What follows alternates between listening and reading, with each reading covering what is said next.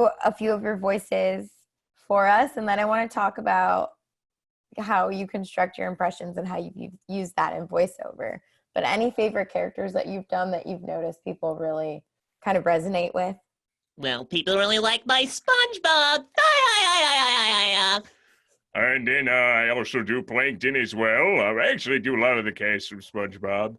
I also do a bit of Michael Caine here and there. If they're going to die, they might as well do it and decrease the surplus population. And then, you know, sometimes I can do a little Eddie Murphy. Shrek and Donkey, another wild adventure.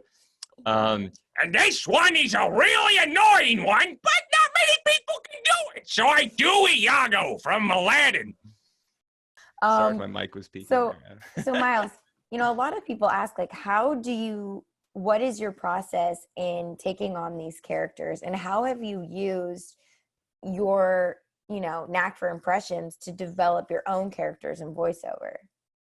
Yeah. So like the process of impersonating a character, sometimes, right, I've just been doing it for so long. Like I've been doing it since I was 13. So I don't even realize that there's a process, but I'm sure if you like broke it down, there's probably a you know, a subconscious process I'm doing that I don't realize that I'm doing. Yeah. But, you know, I hear a voice and, I just, you know, I try to find it in my range, but more importantly, usually like, I would say like mannerisms and the essence of a character. Like it's just like with impressions, right? Like that's way more important than just like trying to get an exact voice match. Like trying to be precisely like, I gotta find that frequency to make sure that it sounds exact. It's like, no, if you see SNL impressions of celebrities, they're not spot on impressions, but they've got the essence and the mannerisms down.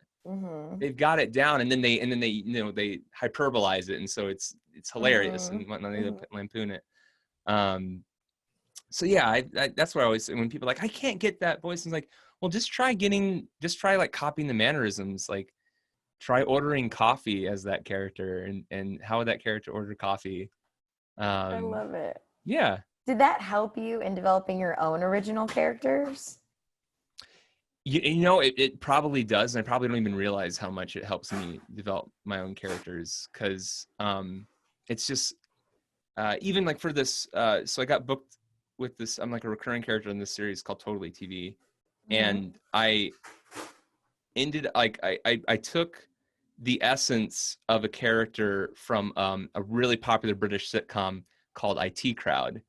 And then I used that as sort of the foundation to build off of the character that they wanted me to play. And so the character I have is not that character from IT Crowd, but that was the original foundation, and then sort of anding it's kind of like incorporating improv in it as well. Yeah. So we had a question from Michael Tatlock, and I think he's on. Hey, Michael. In terms of creating your original characters, how do you like to approach like working on them? Like what's your process?